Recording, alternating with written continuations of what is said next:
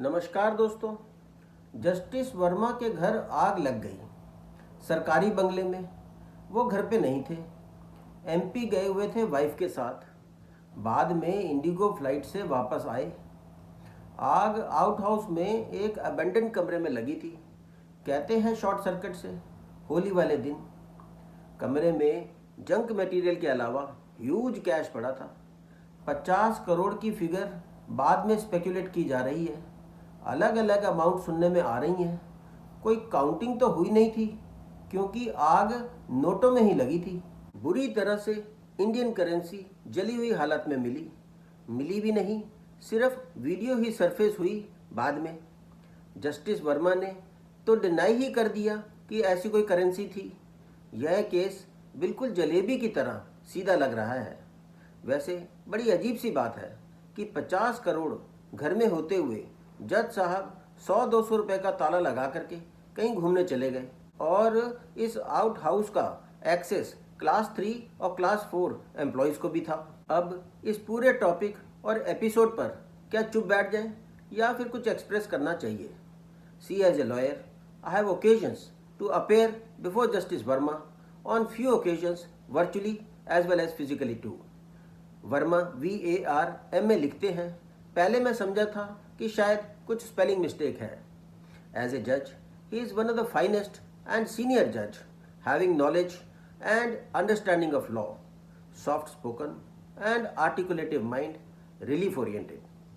I remember in one of my matter when my client had a weak case and opposite counsels were very aggressively presenting their best case, he was very calm and gave me a fair chance to present my case properly. Apparently, उनकी integrity और reputation अच्छी ही है। Delhi university से, मेरे ही Hansraj college से BCom honours की है और फिर लॉ MP से किया है। इनके फादर भी इलाहाबाद हाई कोर्ट में जज थे और अंकल भी सीनियर एडवोकेट हैं इलाहाबाद हाई कोर्ट में। खुद भी यूपी गवर्नमेंट के चीफ स्टैंडिंग काउंसिल रहे हैं इलाहाबाद हाई कोर्ट में और इनका एंसेस्ट्रल हाउस है इलाहाबाद सिविल लाइन एरिया में। तो अच्छे खासे सेटल्ड और रिप्यूटेड परिवार को बिलोंग करते हैं। कहा जा रहा है कि पहले भी CBI FIR में इनका नाम आया था जब किसी शुगर मिल कंपनी में नॉन एग्जीक्यूटिव डायरेक्टर थे during his tenure as a lawyer. पर वो मामला तो सुप्रीम कोर्ट ने क्वैश कर दिया था और बाद में ये एलिवेट भी हुए थे एज ए हाई कोर्ट जज। पुलिस क्लियरेंस भी हुआ ही होगा, इसलिए वो किस्सा तो इनसिग्निफिकेंट हो गया। क्या है कि during practice professionals independent director या नॉन एग्जीक्यूटिव डायरेक्टर बनकर खुश हो जाते हैं विदाउट नोइंग कि उसमें ये सब रिस्क तो इन्वॉल्व होते ही है।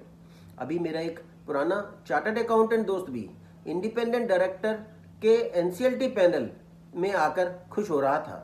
Coming back to the incident, the whole legal community and public at large is shaken and feeling demoralised and एग्जैस्परेटेड।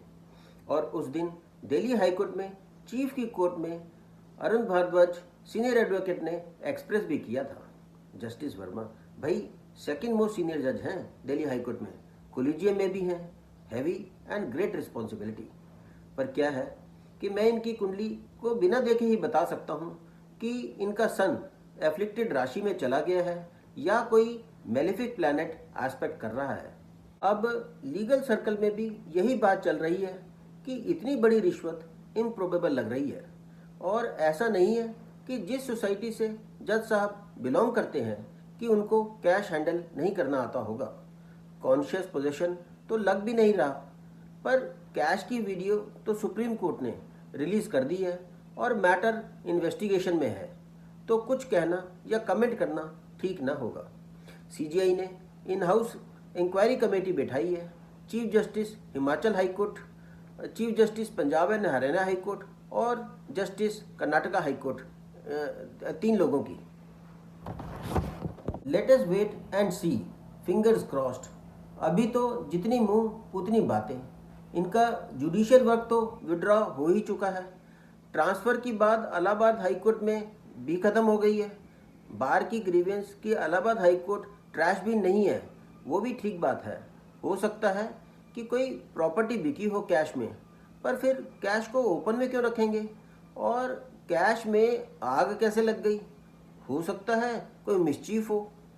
Dhananjay Mahapatra Times of India के पुराने और सीनियर लीगल कॉरेस्पॉन्डेंट हैं। उन्होंने ही फर्स्ट रिपोर्टिंग की थी। कुछ हार्ड फैक्ट्स तो होंगे ही उनके पास। 50 करोड़ का मतलब 10,000 गड्डियाँ 500-500 रुपये की। जब सोने की लंका में ही आग लग गई तो बात तो सामने आनी ही थी। इसमें फायर ब्रिगेड वाले पुलिस को इन्फॉर्म करते ही, और क्योंकि मामला हाईकोर्ट के सिटिंग जज का था तो एफआईआर पुलिस कर नहीं सकती without taking permission from chief justice of India, supreme court के जजमेंट के हिसाब से। तो फिर कोई भी सीजर की कार्रवाई, रिकवरी मीमो एक्सेट्रा की बात ही फिजूल है।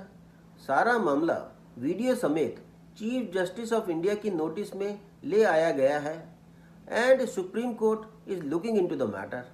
मामला अभी स्पेकुलेटिव पोजीशन में है, पर इन सबको भूलना नहीं चाहिए कि आफ्टर ऑल ये सब पब्लिक सर्वेंट हैं, नौकर पब्लिक के। We hope that the matter will be taken to a logical end. Let us wait and watch. Till then, thank you very much. Jai Hind.